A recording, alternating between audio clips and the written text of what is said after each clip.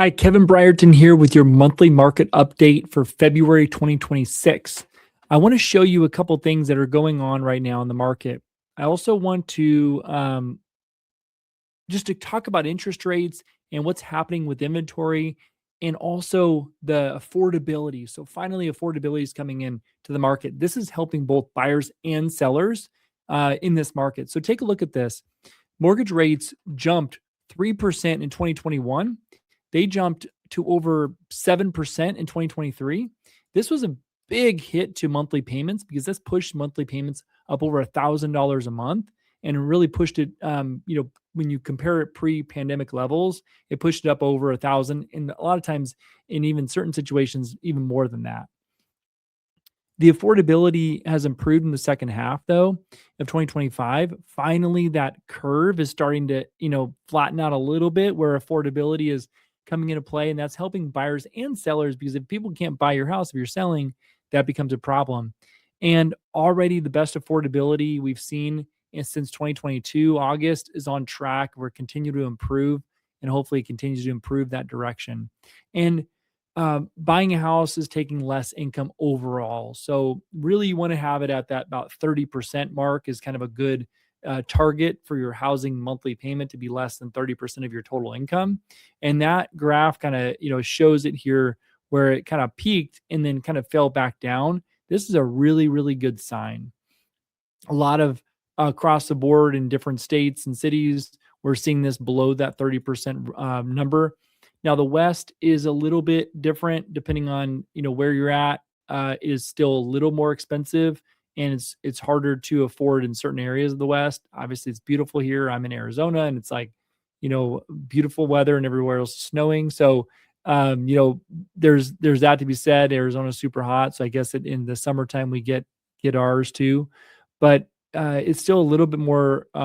The rent is still a little less, a little more affordable than buying in our area here in the West area. But mortgage rates are really helping. I mean, this is helping. We have the lowest rates in the last 3 years. We topped out almost over 8% in 2023, and it's kind of just inched down. We've had a bit of a roller coaster, but finally we're kind of stabilizing in that like low six range, and we'll see where that goes. We have some other news reports and things looking at the actual market too. We have mortgage-backed security markets. We actually had a good day on as of February 13th. I'm recording this over the weekend. And if you look at February 14th, we actually have a really good pop to the market. This is the mortgage-backed security market that we're looking at right now. And we actually have the best day since January, going all the way back. Now, this doesn't always price into the market right away, but we're kind of trading in this nice kind of range, which is giving a lot of stability to the market. And we're not heading in the wrong direction. We actually had some bad news on the job market where the job numbers came in better than expected. So we didn't know what direction that was going to go. But the CPI, Consumer Price Index, came in a little bit weaker than expected. So that actually helped on Friday. So it's just a little bit of a roller coaster on what we're seeing. The best thing about this, it is inching rates down and keeping them in that lower six range for kind of your average 30-year fixed primary residence, plain vanilla loan. And even a slight decline in these, we're seeing a push of buyers back to the market. So if you're thinking of selling, this could be a really good time to make a move. Look at the difference here. When we had rates in the mid sevens, low sevens, in this case here, $500,000 loan at 7.26%, let's say, for example. If let's say you can get a 5.99, the difference on that is $419 a month.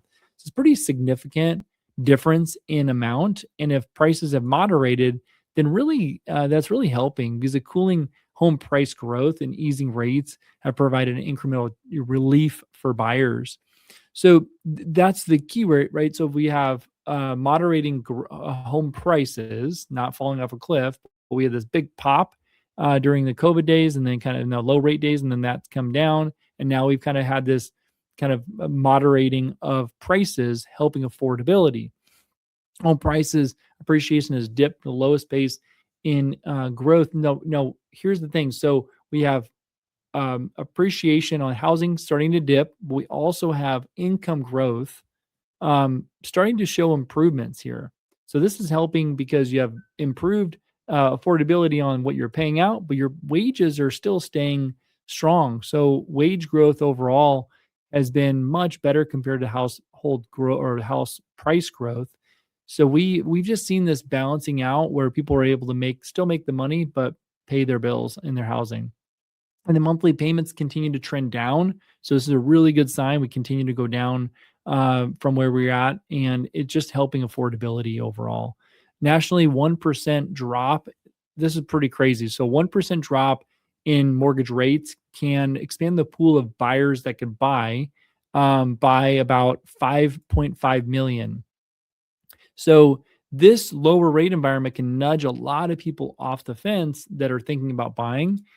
And so check this out. So if you take even just 10% of that, that would add 500,000 people additionally to into the market to buy a house as these rates come down.